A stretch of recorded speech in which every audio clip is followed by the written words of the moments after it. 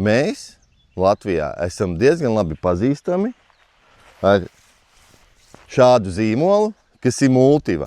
Un Multivai ir diezgan plašs spektrs ar kultivatoriem. Un kādreiz viņiem bija tāds kultivators, kas saucās Optima T. Tad lūdzu, Optima vairs nav T, bet ir Evo. Un kas mums ir? Mums ir darba platums no 6 līdz 10 metri. Kas Multivas kultivatoriem ir ļoti īpašs un interesants, ir tas, ka mums ir salīdzinoši garš rāmis, bišķi virs 3 metri. Konkrēti šim kultivatoram ir 7 darba rindas ar zariem, TerraFlex speciālie Multivas zari, kas palīdz nodrošināt stabilu dziļumu. Un attiecīgi, ja jūs gribat strādāt bišķi seklāk un provocēt nezāles, tad viņš to dara, jo tas zars tā kā arī bišķi vibrē. Ja mēs gribam iet dziļāk, apstrādāt kaut kādiem dārziņiem vai kam, mēs to visu varam darīt. Tātad Optima Evo vairāk vai mazāk ir paredzēts kultivators sastrādātai augsnei, bet var arī atsevišķos gadījumos braukt un provocēt nezāles. Mums ir traktora riepu rušinātāji. Ja mēs braucam pa mīkstu zemi, traktors bišķi iesažās, mēs to zemīti bišķi paceļam, lai tā gultne visā darba platumā būtu līdzīga. Kas mums te vēl ir? Priekšējā šļūce. Šajā gadījumā viņa ir pa sekcijām, bet viņa saucās tā kā kopējā šļūce. Viņa tā kā vecajos labajos baļķis vai dzelzceļa sliede, kas velk zemi uz priekšu un līdzina.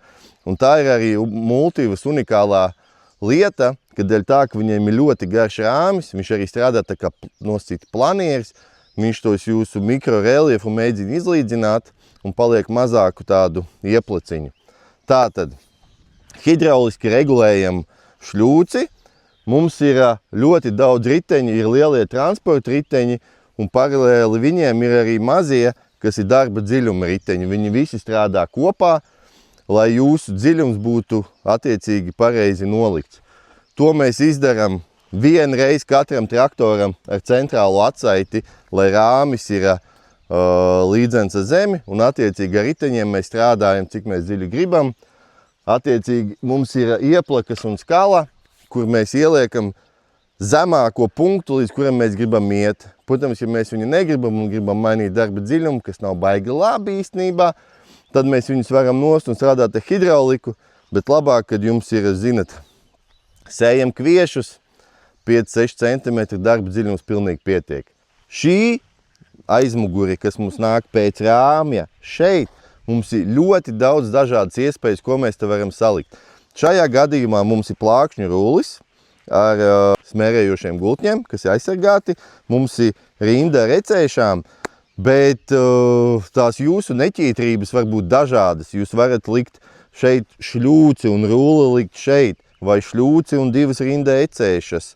Bet Latvijā pa lielam un arī Somijā šitas ir vispopulārākais risinājums, jo tā priekšējā šļūce ļoti labi tiek galā ar visiem darbiem. 7 rindas zaru noplanē jūsu lauku ļoti labi, un tad, ja jums ir palikuši kaut kādas cilas, tad, protams, jūs viņus sadaudzat ar plākšņu veltni un ļoti smuki ar ecēšām uztaisat tādu sedziņu, lai jūsu vizuālais skats būtu baigi labais.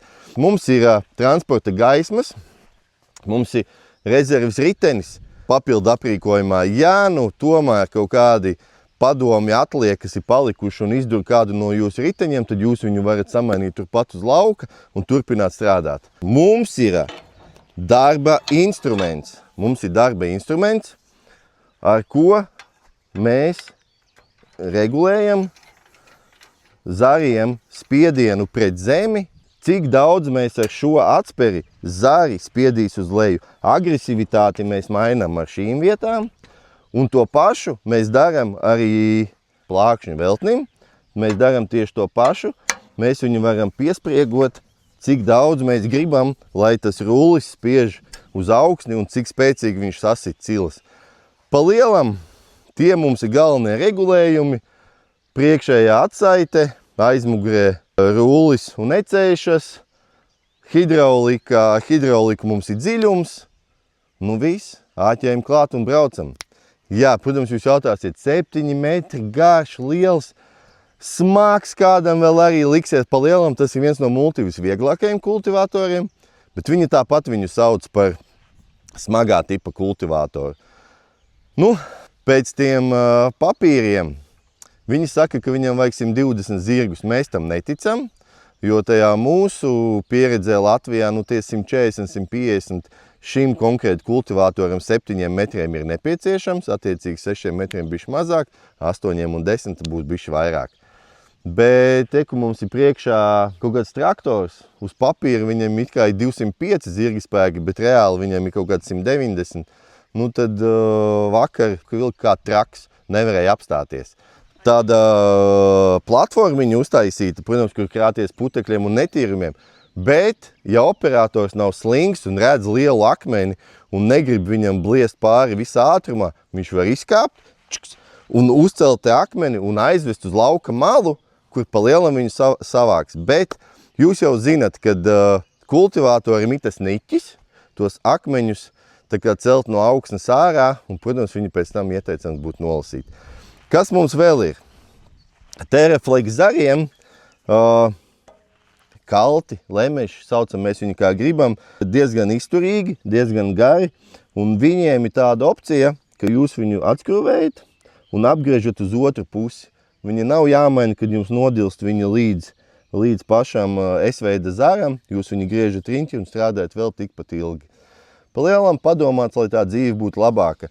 Arī šeit mēs varam likt bultveida lemešus, mēs varam likt karbīda lemešus, ja jūs zinat, ka jums būs tādi smagāki apstākļi un jūs gribat to zemi tā kā vairāk rušināt. Tas viss ir iespējams. Opcijas ir daudz un dažādas. Jautājums, cik daudz no tā visa jūs gribat. Mēs jau vēl pat neparunājām, kas mums ir vajadzīgs no traktora. Kā redzam šeit, mums ir vajadzīgi 3 pāri ar izvadiem, 1 darba dziļumam, 1 šļūcei un 1 salocīšanai. Ļoti vienkārši. Pa lielam, ja ir kaut kāds vecs traktoriņš, kam ir tikai 2 pāri, atbraucam uz lauku, izlokamies, izraujam, ieliekam dziļumu un strādājam. Tā nav nekāda dižā problēma.